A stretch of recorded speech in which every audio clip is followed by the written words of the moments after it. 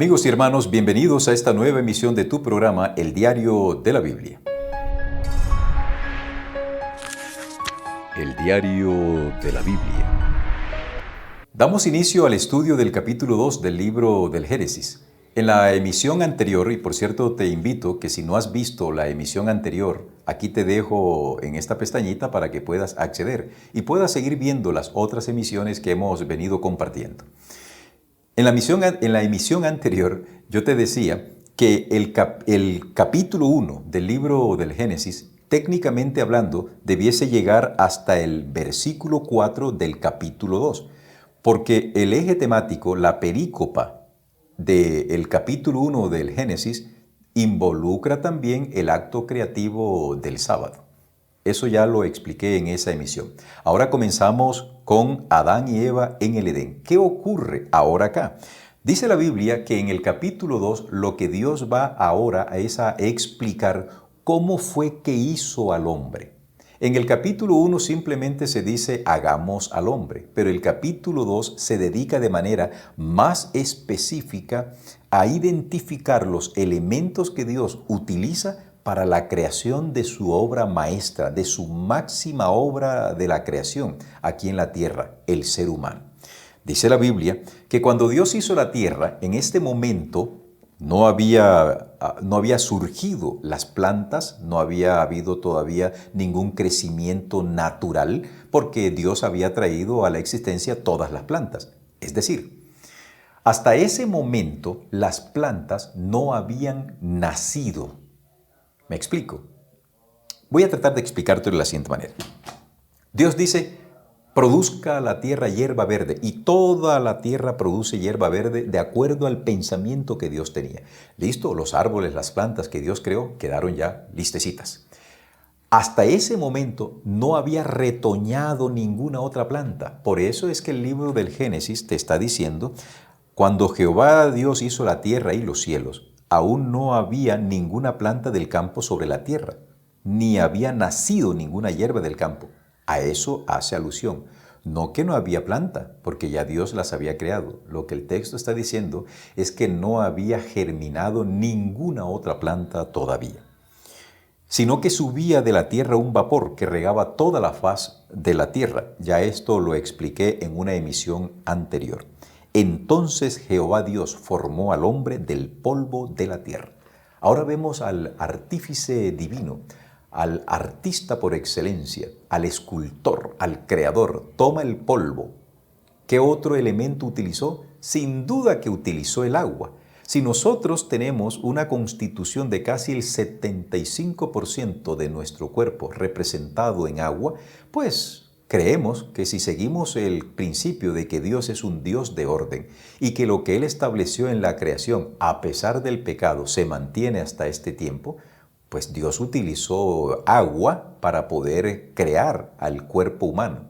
Soy del sentir, y usted puede tomar una posición muy diferente, busque una explicación que le satisfaga, pero soy del sentir que Dios comenzó desde adentro hacia afuera. Creo que Él comenzó organizando el esqueleto y cada una de las capas, de las subcapas y de la morfología, del contenido de cada uno de esos huesos. Abrió los huequitos para que por ese huequito pasara la enervadura, pasaran los nervios, luego crea las arterias, va formando los tejidos, forma los tendones, forma el periósteo, forma la carne, forma todo hasta que finalmente forma los órganos, todo hasta que finalmente termina en la parte externa. Qué maravilloso sería mirar a Dios, ¿verdad? Hacer al hombre algo precioso, algo increíble, como Dios nos diseñó a nosotros. El libro del Génesis nos presenta que dependiendo el origen que tú consideres has tenido, así mismo será tu destino. La Biblia no presenta que nosotros hayamos sido el producto de la evolución. La Biblia no presenta que nosotros somos el producto de fuerzas azarosas que entraron en esta tierra abriéndose paso a garrotazo limpio para saber quién era el que iba a triunfar. El texto bíblico dice que Dios tomó dos elementos, el polvo, formó el cuerpo, y el espíritu. Desafortunadamente, este concepto del espíritu es lo que ha dado base para que se crea que el hombre existe por sí solo. Pero si nosotros analizamos cuidadosamente el texto, hasta esta altura de la creación, el ser humano no existía. No había vida en el ser humano. Yo tengo ese cuerpo allí. Dios acaba de hacerlo perfecto. Están los órganos, están los tejidos, están los sistemas, están las células. Todo está perfectamente creado. Todo está en su lugar. Pero le falta algo, la vida. Y como la vida solo la posee Dios, entonces lo que Dios hace es darle vida a ese cuerpo. Pero ese cuerpo no tiene vida en sí mismo. Si captas, Dios le da la vida a ese cuerpo, pero el cuerpo que Él creó no tiene vida en sí mismo. Y cuando Dios insufla su vida, que es representado como sopla en la nariz del hombre, el hombre llega a ser un ser viviente. La palabra ser viviente es puesta en el idioma hebreo como nefesh y es traducida como alma. Desafortunadamente, volvemos a lo mismo, hay quienes han entendido que alma se está refiriendo es a un elemento distinto que tiene el hombre aparte de la vida y que esa alma queda viva cuando el hombre se muere. Eso no es así.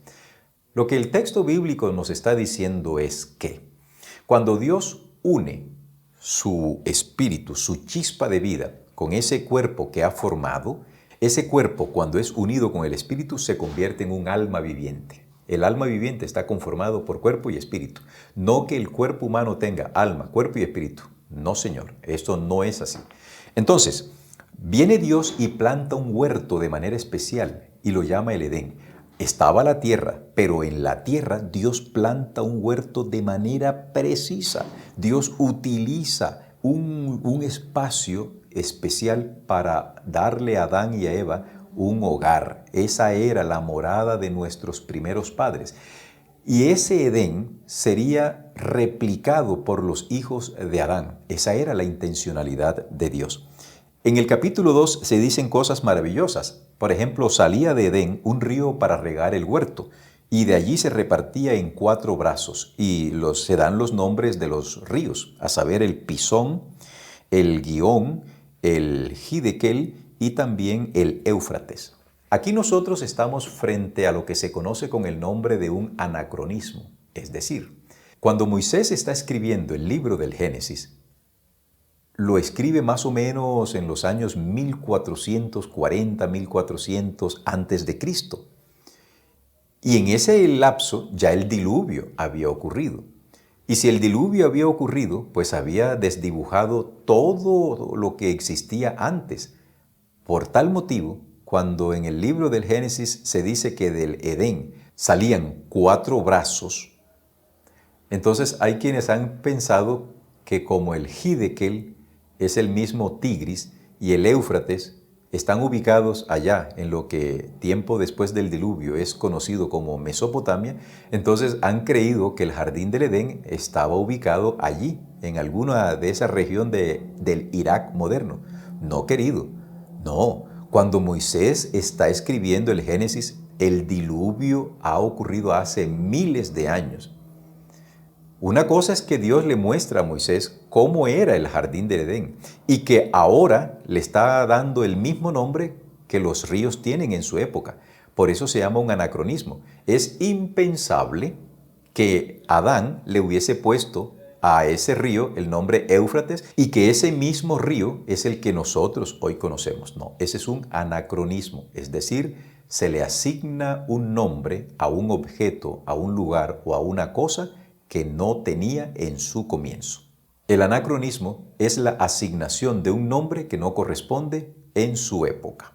Luego el versículo 15 nos dice que tomó Dios al hombre y lo puso en ese jardín con 2 propósitos, para que lo guardara y lo labrase. La palabra guardar y la palabra labrar están muy relacionadas con el acto de la mayordomía. Adán se constituye en el mayordomo por excelencia de Dios. Adán tiene que velar sobre las cosas que son de Dios. Estas cosas que existen en la tierra no las hizo el hombre. El hombre no ha creado ningún animal, no ha creado ningún árbol. Todo eso lo hizo Dios. Y Dios le dice a Adán, tú eres mi administrador, tú eres mi mayordomo. Por favor, cuida esto. Y acto seguido viene lo siguiente. Después dijo Dios, no es bueno que el hombre esté solo, le haré ayuda idónea. Y surge la figura de la mujer. Desde la óptica bíblica, Adán sintió la necesidad de compañía, porque él empezó a ponerle nombre a los animales. Vio que venía un animal cuellilargo y pata larga y se quedó mirando y como un buen onomaturgo le dijo, bueno, tú te vas a llamar, a ver, jirafa. Y tú, un tremendo animal con una trompa larga así que hacía ruidos, le dijo, tú te vas a llamar elefante. Y así por el estilo. Y de repente vio que el elefante tenía a una compañera, la jirafa tenía un compañero, y cada uno de los animales tenía a su propia pareja. Y dice Adán, bueno, ¿y yo qué? Yo estoy solo. Ándale, yo no puedo hablar con ellos, no me puedo comunicar, estoy completamente solo. Ah, no, qué aburrido. Y en ese sentimiento Dios viene y aparece y le crea a Eva, nuestra madre Eva. Yo sé que algunos no creen que Eva salió de la costilla, pero así dice la Biblia. Y yo creo que así fue porque es la verdad. Eva no salió de un hueso de la cabeza para que se creyese superior a Adán. Tampoco salió del hueso calcáneo, de allá de un hueso del astrágalo, del pie, nada. Salió de la costilla como igualdad para que usted la apapache, para que usted cuide a su esposa, para que usted la proteja, proteja a sus hijas. Todo lo que sea femenino, el hombre masculino debe protegerla. ¿Por qué? Porque ese es el mandato que Dios nos dio. Y llama la atención que Dios nos ha dado solo una esposa, no 5 ni 10. Muchos dirían, ay, pero qué rico, los musulmanes que tienen allá un harén.